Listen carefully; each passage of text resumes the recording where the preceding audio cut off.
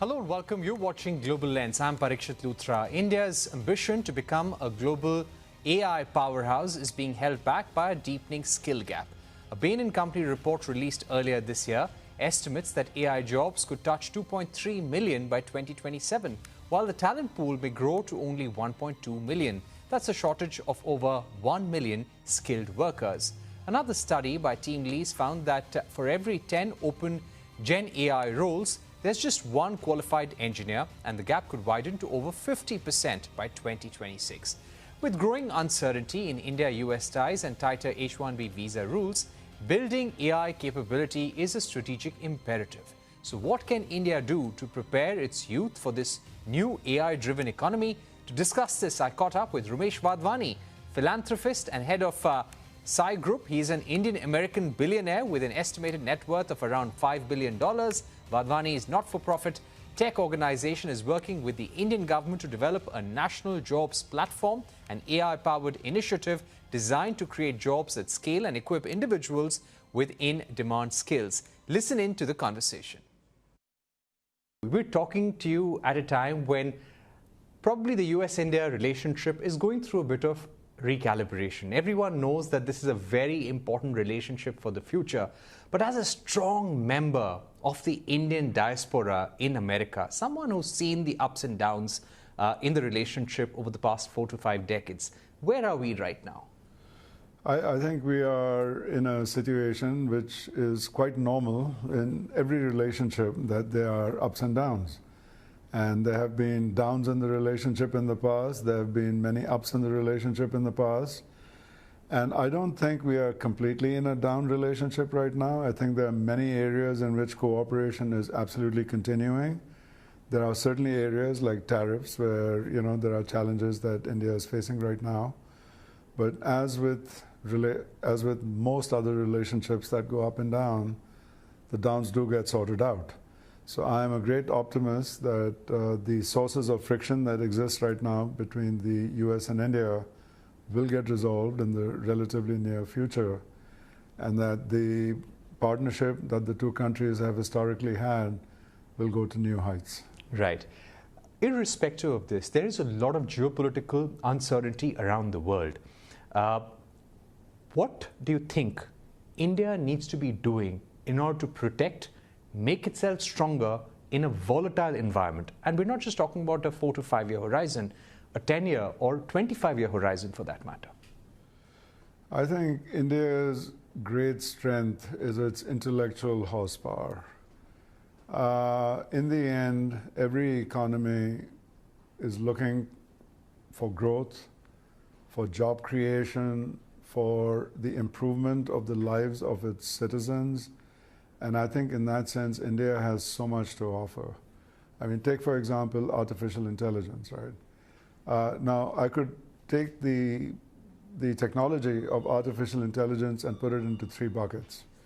There's the area in which the US is very, very strong, which is large language models. They were invented in the US. They are, you have great companies like OpenAI and Google who have the world's best LLMs. You have hardware. So in hardware, you have NVIDIA in the US, but in South Korea, you have companies like Samsung.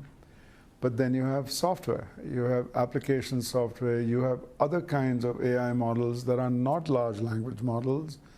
And in those, India has incredible talent. So imagine a scene in which India actually leapfrogs many other countries in this third dimension of AI. And by bringing that kind of AI to all the other parts of the world, what kind of alliances and relationships and value might it be able to provide to the rest of the world? I think extremely high. But to do that, India is going to have to move very fast and is going to have to pick where it can win as trying to compete across the board, because there's some areas in which it may not be worth trying to compete when so much can be done in areas where India does have some very fundamental strengths. Right. So which would be those win areas for India? And how much do you think India needs to invest?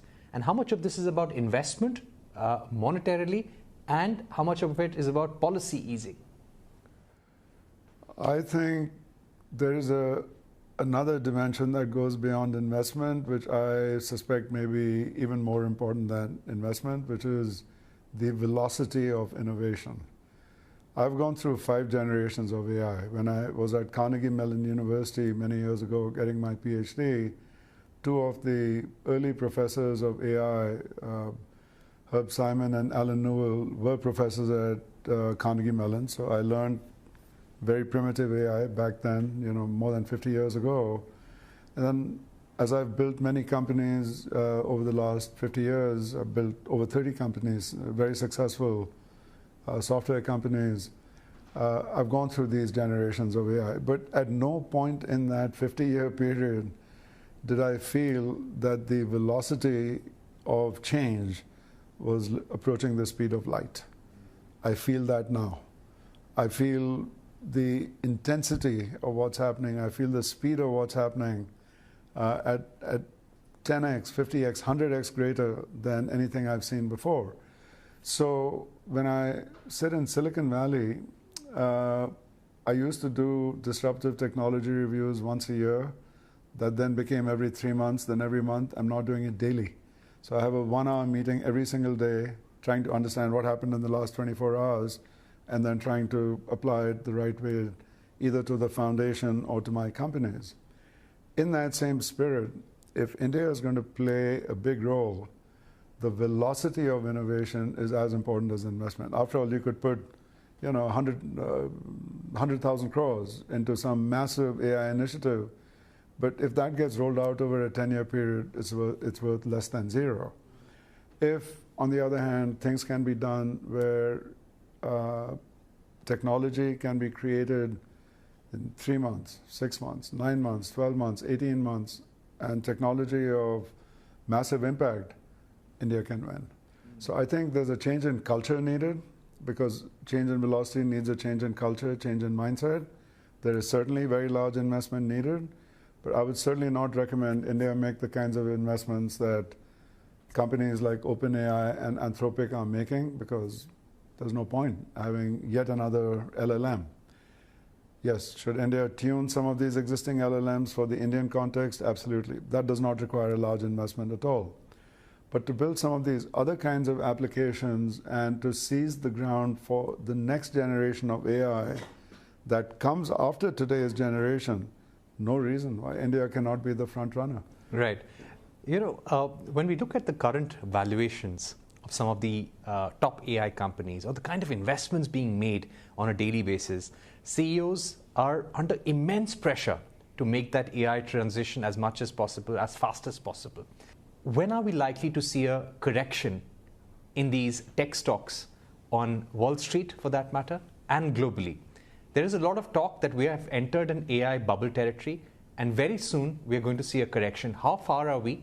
And from your estimate, how many of such companies on Wall Street could possibly see that correction or face reality? I'll answer your question 2 ways. I'll give you an example of what happened back in the late 1990s, preceding the internet bubble. From 1997 onwards, there was exactly the same kind of question being asked by everybody. There's a bubble, when is it going to burst? Didn't burst in 97, didn't burst in 98, didn't burst in 99, didn't burst in the first 2 months of 2000. Fortunately, I was building a great company back then. It was acquired in February of 2000, literally the day before the bubble started bursting. So I was an incredibly lucky, beneficiary of timing. No smarts, good luck. But then the bubble deflated slowly over a 3-year period. There was no magic instant where everything crashed and burned. Things started going down in the second half of 2001, 2002. So that journey was a 7-year journey, right? From 97, 98, all the way up to 2003. Here, I do feel that a bubble is developing. Have we reached the point where the bubble is ready to burst? I don't think so. Are we close? I'm guessing 12, maybe 18 months. After that, how does it burst, right? I mean, is it a massive explosion and everything falls apart? Is it a slow deflation? My gut's telling me it's going to be more of a slow deflation. I think there are a lot of companies in a lot of AI startups right now that are building what is nothing more than a feature in either today's LLM or tomorrow's LLM, right? Because these LLMs keep evolving incredibly rapidly at the speed of light, as I said. So I think a lot of companies are going to fail not because of a bubble, but because they just didn't realize or didn't think about the fact that they're not building something with enough of a moat around it and not enough differentiated value add. My feeling is that if you build a great company with great intellectual property, a moat around it, and you happen to go public, your stock may go up, it may go down, but taken over a period of time, 5 years, 10 years, you are going to do just fine. Great. If you have a weak company, it doesn't matter if there's a bubble or no bubble, you're not going to do particularly well. Because in the end, competition will catch you with your pants down.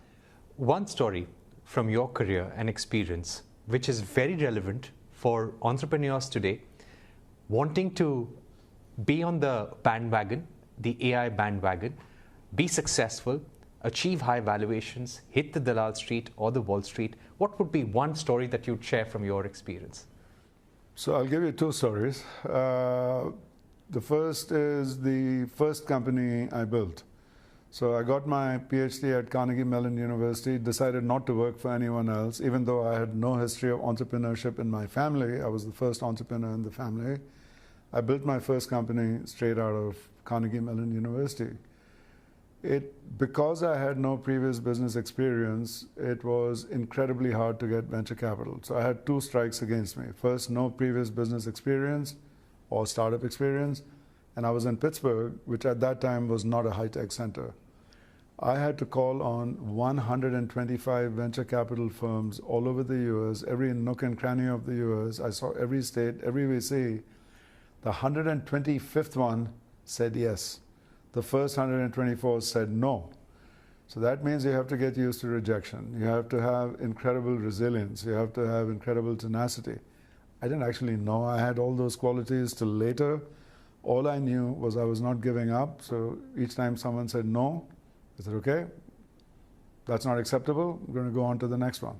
So I think message for entrepreneurs is don't just go for, easy stuff or, don't just expect, you may be very lucky and in fact have great success very early, but just because it doesn't happen immediately doesn't mean that you're not destined for great success later anyway.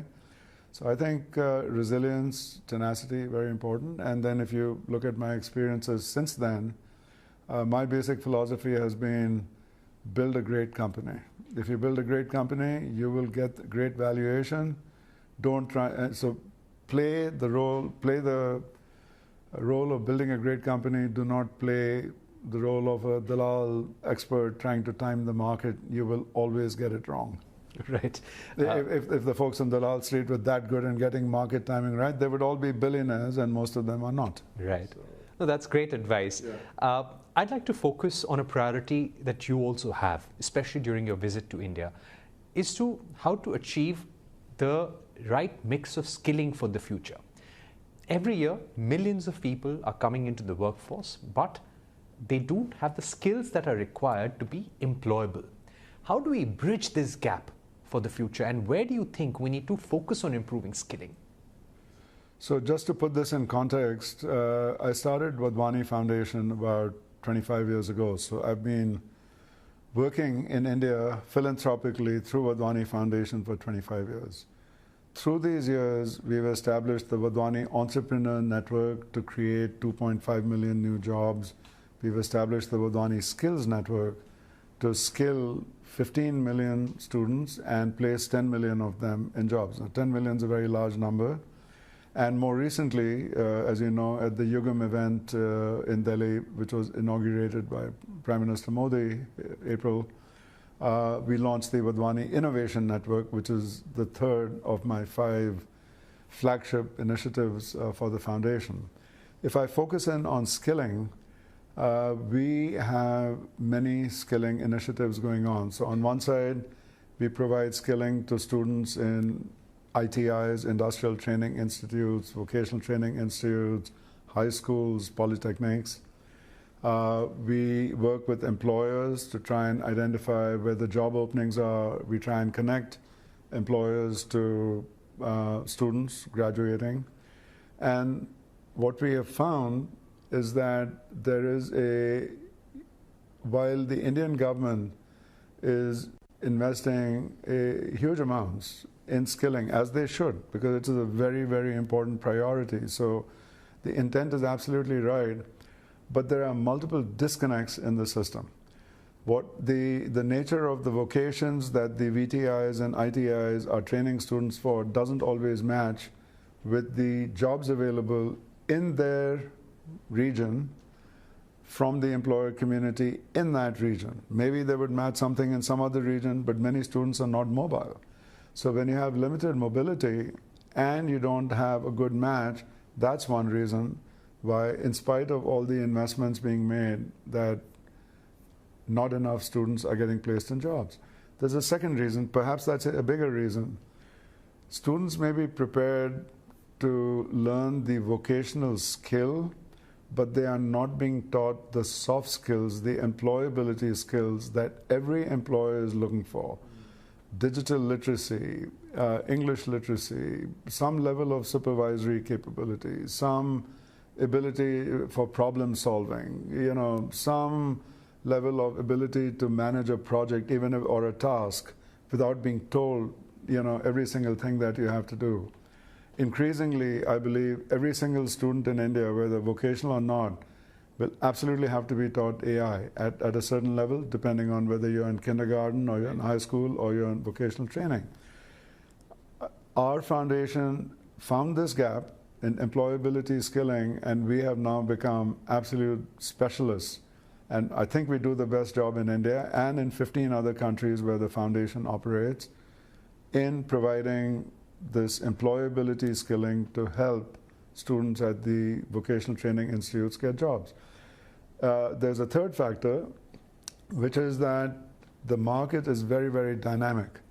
And the curriculums that most of the vocational training institutes and ITIs have were established 10 years, 15 years, 20 years ago. Well, on the one side, you've got all these companies stressed out trying to get into the AI era. On the other side, they're seeing students who've been taught with a 10-year-old or 20-year-old pedagogy and 10-year-old curriculum. There's a complete mismatch. So I think VTIs and ITIs are going to have to completely retool themselves for the AI era and for the new needs of could be a large enterprise, could be an MSME, medium enterprise, small enterprise, micro enterprise. I also think, by the way, that there is a phenomenal opportunity. In fact, one of the new initiatives I have just launched is the micro entrepreneurship initiative. India has 40 million micro entrepreneurs. They have a total of about 100 million employees, so about 2.5 employees per.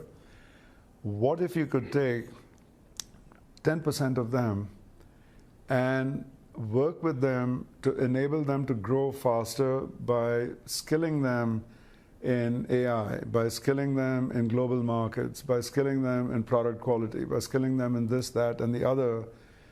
All we need is for 10% of them to add 2 jobs, 3 jobs, 4 jobs over a 5-year period. And you're talking about, another 10, 15 million jobs being created. The opportunity is so large that after discussing it with my foundation team, literally in the last few months, we made a decision that this is now becoming the next big flagship initiative of Wadhwani Foundation. But these are the 3 reasons that I feel that the students coming out aren't being fully employed. If these 3 could be corrected and if they could be connected together, so you need to create local ecosystems that connect the VTIs and ITIs with the employers. In that process, upgrade the students and the curriculums and the pedagogy on one side, and connect it with the needs of employers on the other side. Keeping it regional, I think we will double the number of students who could be hired.